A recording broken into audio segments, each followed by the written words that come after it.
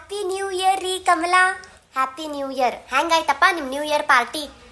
ಏನು ಕೇಳ್ತೀರಿ ಕಮಲಾ, ಭಾಳ ಚಲೋ ಆಯ್ತ್ರಿ. ಈಕಿ ಪೂಜಾ ಇದ್ದಾಳಲ್ಲ, ಆಕಿನ ಮನೆಗೆ ಕರೆದಿದ್ವಾ, ಅಲ್ಲೇ ಮಾಡಿದ್ವಿ ಪಾರ್ಟಿ. ನೀವೇ ಇಲ್ದಂಗೆ ಆಯ್ತು ನೋಡ್ರಿ. ಹ್ಞೂ ರೀ ವಿಮಲಾ, ನನ್ನ ಮನಸ್ಸು ಎಲ್ಲ ಇಲ್ಲೇ ಇತ್ತಪ್ಪ. ಇವ್ರು ಇದಾರಲ್ಲ ನಮ್ಮ ಮನೆಯವ್ರು, ಸೂಟಿ ಬಂತಿಲ್ಲ ಹೋಗಿ ಊರಾಗ ಹೋಗಿ ಕೂಡಿಸ್ಬಿಡ್ತಾರ. ಅದು ಬಿಡ್ರಿ, ಪೂಜಾ ಮನೆಗೆ ಏನೇನು ಮಾಡಿದ್ರಿ? ಅಯ್ಯೋ ಮನೀನೇ ಇಟ್ಟಾಳಪ್ಪ, ಕನ್ನಡಿ ಕನ್ನಡಿ ಆಗೈತೆ ನೋಡ್ರಿ. ಎಲ್ಲ ಕಾಜಿಂದೆ ಸಾಮಾನು ಮಾಡಾಳ್ರಿ. ನೀರು ಕುಡಿಯೋ ಜಗ್, ಎಣ್ಣೆ ಬಾಟ್ಲಿ ಎಲ್ಲ ಕಾಜಿಂದೆ. ಹ್ಞೂ ಅಲ್ಲ, ಮನೆ ಸ್ವಚ್ಛ ಇಡೋದು ನೋಡಿವಪ್ಪ, ಬಟ್ ಇಂಥ ಸ್ವಚ್ಛ ಇಟ್ಟದ ಎಂದು ನೋಡಿಲ್ರಿ. ಆ ಹಣಗಿ ಸತೆ ತೊಳೆದಿಡೋದಂತ. ಹಾಂ, ಆಮೇಲೆ ಡಸ್ಟ್ಬಿನ್ ಇಷ್ಟು ನೀಟ್ ಇಟ್ಟಾಳ, ಅದ್ರಾಗ ಕಸ ಹಾಕ್ಲಿಕ್ಕೆ ಮನಸ್ಸು ಬಂದಿಲ್ಲ ನೋಡ್ರಿ ನನಗರೆ. ನಂಗೂ ನೋಡೋದಿತ್ರಿ ಆಕಿನ ಮನಿ. ಯಾರ್ಯಾರು ಹೋಗಿದ್ರಿ ಅವತ್ತಿನ ದಿನ? ನಾವೇ 5 ಮಂದಿ ಹೋಗಿದ್ವಿ ರೀ. ಹೇಮಾ, ರೇಖಾ, ಜಯ ಮತ್ತು ಸುಷ್ಮಾ. ರಾತ್ರಿ 12 ತನಕ ಕೂತಿದ್ರಿ? ಇಲ್ರಿಪ್ಪ, 8ಕ್ಕೆ ಹೋಗಿದ್ವಿ, 10-10:30 ಹಂಗೆ ಬಂದ್ಬಿಟ್ವಪ್ಪ. ಅಯ್ಯೋ ಯಾಕ್ರಿ ವಿಮಲಾ ಅಷ್ಟು ಜಲ್ದಿ? ಆಕಿನ ಗಂಡ ಬಂದಲ್ಲ ಕುಡ್ಕೊಂಡು. ಅವ್ವ, ಆಕಿನ ಗಂಡ ಕುಡಿತಾನ್ರಿ?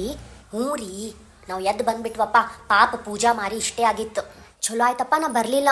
ನಮ್ಮ ಮನೆಯವ್ರಿಗೆ ಗೊತ್ತಾಗಿದ್ರು ಮೆಟ್ಟು ತೊಗೊಂಡೆ ಹೊಡಿತಿದ್ರು ನನಗೆ. ಅಂಥವ್ರ ಜೊತೆ ಎಲ್ಲ ಯಾಕೆ ಹೋಗಿ ಅಂತ ಹೇಳಿ. ಅವ್ರು ಕುಡ್ಕೊಂಡು ಬಂದಾರಂತ ಹೇಳಿವ್ರಿ, ನಾವು ಕುಡ್ದೀವಂತ ಹೇಳಿಲ್ಲ ನಿಮಗೆ. ಸಂಕ್ರಾಂತಿ ಪಂತಿ ಎಲ್ಲಿ ಮಾಡೋಣ ಹೇಳ್ರಿ. ನಿಮ್ಮಂಥವ್ರ ಜೊತೆ ಮಾಡ್ಬೇಡಂತ ಹೇಳ್ಯಾರ್ರಿ ನಮ್ಮ ಮನೆಯವರು.